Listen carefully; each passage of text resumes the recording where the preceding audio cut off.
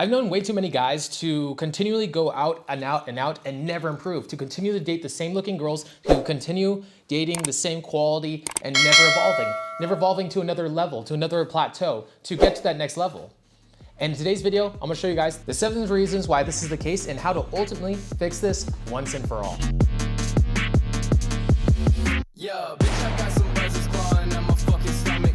I'm from the shadows, let the gallows. All right, so I have 7 different points for you guys, and the final one is the most important. So let's go down the line. Number 1, settling. When most people get into this, what they end up doing is that they will go out and approach women for a while, and then they'll finally date a girl that might be a little bit better than what they're used to. And then they'll stop gaming. They'll date this girl and become monogamous instead of doing what they should have done, which is take their time. But when you're coming from a place of being codependent or a narcissist, generally speaking, you latch to a person and then from there you stick to them like a parasite, as opposed to being the free-flowing person you are. Getting used to loving being single. You're so desperate to jump into a relationship that you never take your time with this. You never take your time to be single and love being single. You have so much time to be in a relationship. Most people spend the majority of their life in a relationship. Why not love being single? What's wrong with being single? Why not put yourself out there for a long time? Why not put yourself out there for a long time? Harness and hone yourself to a fine edge to make yourself more of a worthwhile prospect for any girl, so that when you do come down to it, when you do finally find your girl, when you do finally find somebody you truly click with at your peak, at your prime, then you can settle for the highest quality girl possible. But what most guys do is after a year, after 6 months, they get to a certain level and they settle. They settle after 6 months, after 3 months, you find your first girl that might be a little bit better. And instead of deciding, you know what, maybe I should hold out a little bit longer because this isn't my ideal woman, you settle. You make excuses. So number 1 is to not settle. Take your time, love being single. Set a time limit. For myself, I usually set myself a time limit of 2 years, 3 years to stay single so that I can work on myself, so I can evolve. If the last relationship wasn't exactly what I want time to evolve and grow. Because I know that if I get another relationship, I will draw to me another relationship just like the last one. Not until I evolve and grow myself. Not until I become a cooler, more vibrant entity. Because like attracts like. And if I were to jump into a relationship immediately after another one, guess what? It'll be the exact same relationship. Which takes me to the next point, being on your purpose. Now, your ideal woman doesn't want a guy at or below her level. She wants a guy above her. She wants a guy that is driven, that has a messiah complex, that has a purpose bigger than himself or anybody else. He doesn't put the girl above himself because to him, his religion is his purpose. His religion is helping the world out in whatever way he deems fit. Maybe it's by evolving. Maybe it's by chasing a business. Maybe it's by working on his body, working on his health. Maybe it's by providing for others. Whatever your purpose is, make the purpose the number 1 thing. It comes before you, your girl, before your family, before everybody else. This is sexy. Also, this will hone yourself and make you evolve, force you to evolve, force you to grow and to become something that a girl of high status, of high quality would be drawn to. This is what sets you apart from the other guys. And yes, this is competition. When it comes to other guys, you are competing against these hordes of men that are trying to date this gorgeous girl at the very, very tippity top of the group. And if you want to compete against these guys, a lot of these guys oftentimes are DJs, famous people, celebrities. And if you want to date these kind of girls, you have to hustle. You have to become one of those type guys, those top cream of the crop type guys. Which again transitions to my next point. Utilizing the 3 pillars of the game. Now, yes, pickup is essential and approaching women is essential if you're not somebody that is naturally charismatic, that is not naturally extroverted. Because what it does is it hones your social skills. So when you get into a situation where you have to talk to a girl, you're sharp, you're witty, you're on point. You can come across in a way that can hold eye contact, that can hold tension, and you're not intimidated by her. Because you talked to so many girls like her in the past. Not to mention the number of girls you'll get from cold approach will vastly exceed any other guy you've ever been around. For the most part, whenever you get into pickup, when you get into this, it gives you such a pool of options that most other areas do not.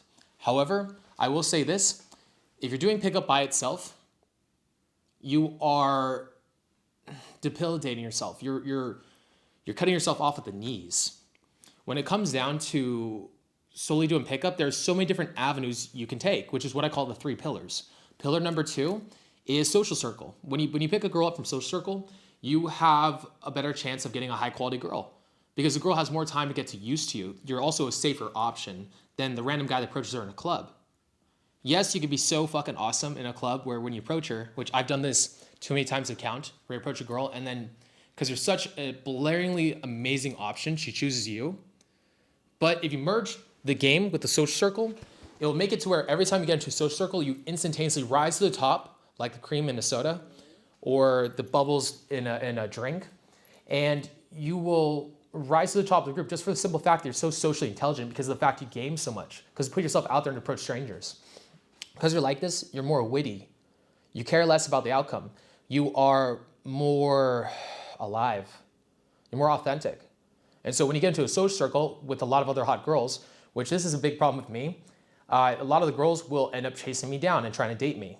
Even though I may not want them all to be, maybe I want to be real friends with them, they actually, the frame actually flips to where before, maybe you or I would have felt maybe like it's too easy to get friend zoned. Now I have a hard time friend zoning girls because I am a witty, charismatic guy from going on gaming, and I got the social circle, and now because I have this, and because I'm way more witty than all the other guys in the group, I've become this blaringly amazing option for the girls. So why would a girl want to be friends with me? It's hard for me to friend zone a girl nowadays. So it's a dual-edged sword, but if you do merge this with game, it's incredibly easy, which now let's get to the third point. The third pillar of game is dating apps. Dating apps, once you get them set up, it's residual. It's the same way that if you set up a business and you set up pillars of or streams of income, passive streams of income, you don't really need to come back to it too much. It's very light work to keep it going. So in the same way, once you set up dating apps, once you take thousands of photos, rate them, you split test bios, once you maybe hire virtual assistants, once you find a type of girl you want, get a texting style out, figure out a place where you take the girls on dates, maybe a system to get them on the dates, and then maybe if you like them, moving it forward. This is hard to set up at first. It does take a lot of time, but with anything that's worthwhile, once you get it set up, it's an easy system. So why not utilize it? Not to mention if you have another stream of women coming in, you have a third stream, it makes the other two streams even more potent because you have a deeper level of abundance. Because if you don't get the girls from the cold approach, if you don't get the girls from the social circle, you're getting the girls from the dating apps. And now, because you have all this abundance from all three pillars, it actually raises the strength of all the other pillars. And now you have abundance. You have deep abundance. So again, it comes back to this. Why not take advantage of the three pillars? Why are you just focusing on one pillar or two pillars or three? Like, why not three pillars? Why only one or two? If you're only focusing on one pillar and you say the other pillar is stupid, you're stupid. You should be working on all three pillars. The next one is limiting beliefs. So I've seen this with clients where you might not be, this is something that actually oftentimes is subconscious, where you will approach a girl and you do one of two things. Either one, you act nervous around her, or two, you actually start dissing her, or you'll be boring. You'll bore the shit out of her, or you'll start dissing on her. I've seen this happen with clients so many times, where the second they start approaching a girl, they feel like it's out of their league. They will sabotage it and force it not to work so they don't have to feel the pain of rejection, so they don't have to feel the pain of ego loss. And if you have to catch yourself doing this. If you're having this problem, you have to nip this in the butt. You have to start recognizing when it's coming about. Because if you don't, this is going to shoot you in the foot forever. So one strategy that I've actually done successfully and works really well for me is I do a lot of visualization. So I might put this right here.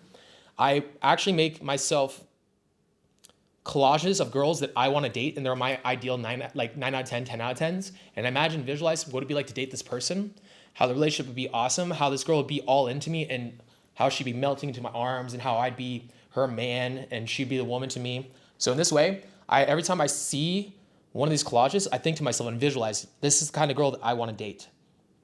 This is my ideal 10. And I imagine how at ease I'd be in the relationship, how cocky and witty I'd be, how she'd say to me, I was the best option that she's ever had, how I was the best lover she's ever had. And this is what makes me more, this is what aligns my ego with the idea of dating one of these girls. If you guys have a hard time with your ego getting in the way of stopping from dating these girls, this strategy is beautifully executed. It's a great strategy. When I came up with this, it skyrocketed my results with women drastically. Definitely utilize it. Now, the next one is actually aligning with this one, which is quality of effort. A lot of you guys, when you guys go out, you guys don't write down field reports, you don't think things through critically, you don't identify your sticking points and actively and proactively target them. If it's eye contact, why aren't you working hard on eye contact? Why are you working on like a plethora of different things? Why are you not singling out eye contact by itself and hammering into the ground until it's no longer a problem? With me, I tell my friends, if I'm ever working on my eye contact, what I say is for a month, if I don't give one of my friends eye contact, they punch the ever-loving shit out of me in the arm. They give me a dead arm, and I should, because eye contact is so powerful. Maybe I'm working on my freedom of outcome, so then I'll have my friends blow me out of sets. Maybe a set will be going great, and they'll come in and be like, hey, Denton, what about your girlfriend? What about your girlfriend, Denton? And then, then I lose the set, and then I have to let go of the outcome of the set. So all these things, I'm constantly working on the quality. I'm constantly sitting down, writing notes. I'm constantly sitting down, reflecting on the night, trying to relive it, trying to think of how could I have done it possibly better? What was the thing that held me back that if it was in place would have tweaked my game and had a completely different outcome for the night? The quality of effort, not just the quantity of effort. The next one is location, location, and location. Location, location, location. It's so important. If you guys are in a small town and you guys are looking for your ideal 10, the ideal 10 in a small town is not going to be like the 10 in New York. If you guys want higher quality women, you have to go where the higher quality women are and where there are a lot more of them. In New York, there's a lot of very gorgeous girls. In Vegas, a lot of gorgeous girls. LA, oh my God. In Poland, there's a lot of gorgeous girls. In Ukraine, all these places have sexy girls. And if you're in a small bum town where there's no attractive women, of course, you're not gonna be able to date a high quality girl, your ideal 10. You see this girl on TV, that girl is not from your small town. She lives in a big city. So if you want a higher quality woman, probably move. Now, the next and final point is quit trying to be the pickup guy and start trying to be the popular guy. Now, when I first got into this, I wanted to be Mr. Pickup. I saw all these great pickup artists and I was like, these are all my superheroes. These guys are incredible. You know who my superheroes are nowadays? Matthew McConaughey, Damien from the Vampire Diaries, Hank Moody from Californication, my friend Ray, my friend AG, my friend Sean, like my wing Steven. It's Julian. It's, for the most part, a lot of these guys, they're not the quintessential pickup guys. They're just cool guys. They're considered good with women. I don't consign to guys that are like super pickup. No. If you're talking to a guy and he doesn't seem like he'd be cool to hang out with, or he doesn't seem like a cool popular kid, chances are he's terrible with women. And a lot of you guys are like trying to draw a direct line between you and the Mr. Pickup guy. You're reading the game and you're like, I'm gonna become Mr. Game. No, fuck that. Draw a straight line. Most guys that are in the pickup community suck with women. Most do. You know why? Because they're trying to become Mr. Pickup. They're trying to become like, I'm going to become this weird, morphed version. I'm learning all these sales tactics. Well, why not just try to be a cool, authentic, fun guy? Why not just become a cool guy?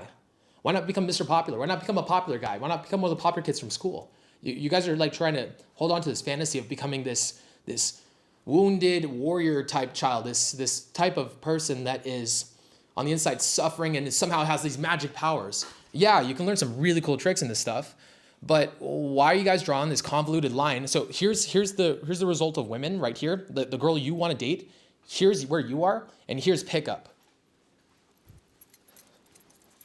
And then finally, you end up here. Well, if you just drew a straight line between you and the guy that actually had the results of women, like Matthew McConaughey, how does Matthew McConaughey move and talk? How does he think? What is he doing that makes him this way? What is somebody like Michael Sartain thinking? What is somebody like Will Smith thinking? How do these guys act and move in a way that makes them sexy as fuck with women? How do they think? And if you can figure this out, if you can change your movements and your mindsets, the extroverted internal, to align with these guys, you'll get the exact results they do. Now, this video right here was a little bit more convoluted and all over the place, and it's probably one of my more out there videos. There's a lot of content in here. This video is very dense. And if you guys want me to talk about any particular topic in this video, I would love to break them down in a video separately. Just let me know. Now, with that being said, peace out. Yeah, bitch, I got some buzzes clawing at my fucking stomach.